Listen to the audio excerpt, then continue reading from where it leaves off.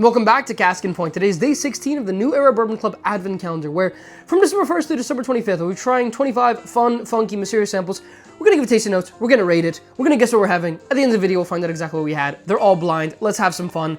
We've had some good days. We've had some really bad days. The last 2 days were really bad days. Let's see if we can do better on day 16. We got our Christmas hat on since we're in the last 10 videos here. We're all festive. We're going to use this festive luck. We're going to find out what we're having. Let's have some fun. On the nose here, it smells like a cognac finish, really similar to the last two.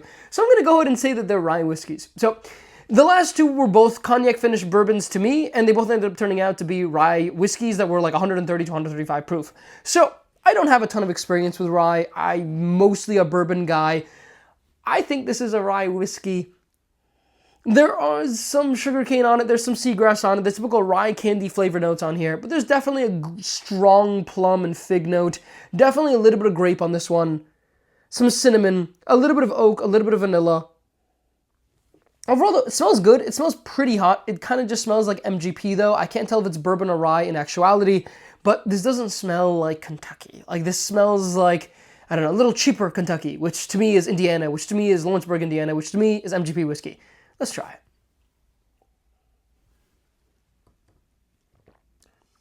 it. Okay. I'm leaning against that it's a rye whiskey. I do think this is MGP though. So, on good MGP bourbons, I typically get a nice raspberry jam flavor, a little bit of oak, a little bit of caramel, a little bit of white pepper at the end. That's basically what I'm getting here. Like, honestly, this Binder Stash right here, this is really similar to it. Similar proof, similar flavor profile. This is MGP 8-year 116 proof whiskey. And I will say this MGP rye right here, or excuse me, MGP 7-year bourbon right here, this is also MGP and it's also really good, but this is a lot better than what I'm having right now. This Binder's is very similar. So I'm leaning towards that this is an MGP whiskey. I think it's a bourbon. I don't think it's a rye. We'll take a second sip here and find out, but we're getting raspberry jam, we're getting berries, we are getting that white pepper at the end. It's pretty good. It is pretty good. I'm leaning high sevens right now. Let's take a second sip.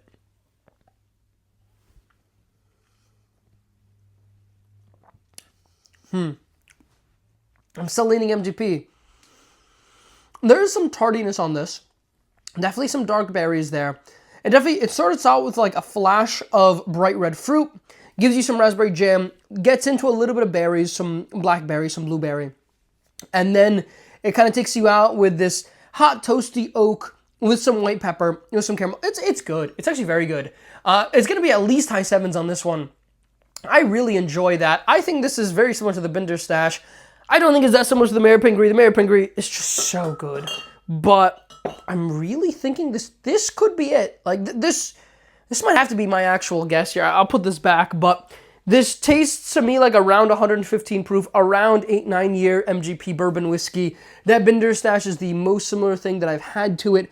Obviously, this could be 130 proof rye, and honestly, it very well might be. We'll take a third sip here. We'll try to give a little bit more, and then we'll give our final guess. We'll rate it, and we'll find out what we're having.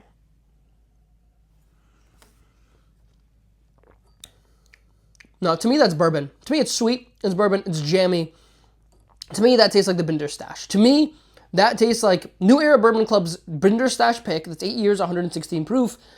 Really similar. I think this is an MGP whiskey. I think we're a mid-110s. I don't think this is low proof, but I don't think this is particularly high proof.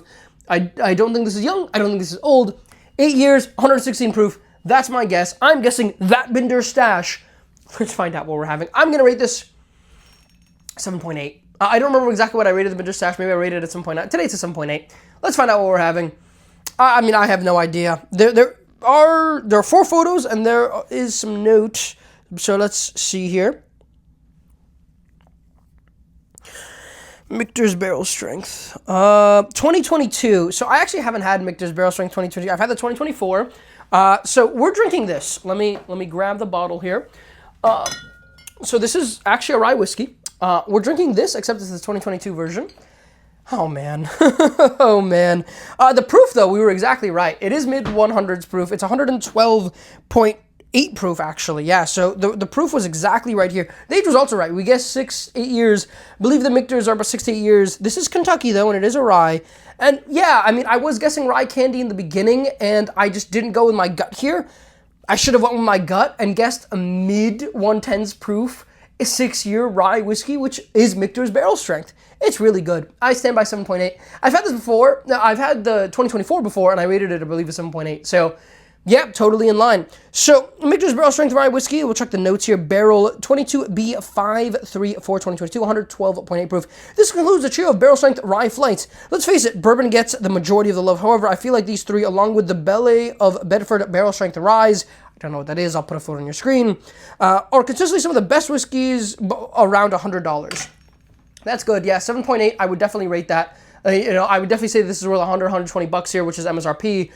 It's a solid whiskey. I really like it. And I wonder if anybody's ever made the connection to the MGP bourbon that we've had.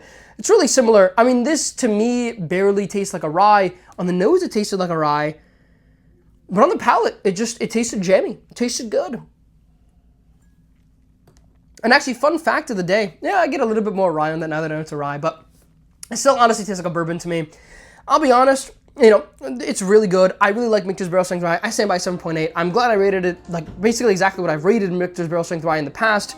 And fun fact of the day is that the first ever review on Cask and Point, which is actually on my website, was Michter's Barrel Strength Rye. It was the 2024, and I believe I rated it at 7.8. So, I'm consistent. I know what I'm talking about. We had some fun. I didn't get it at all right today. Some of the numbers were right, but beyond that, I will say that that is a mediocre guess at best.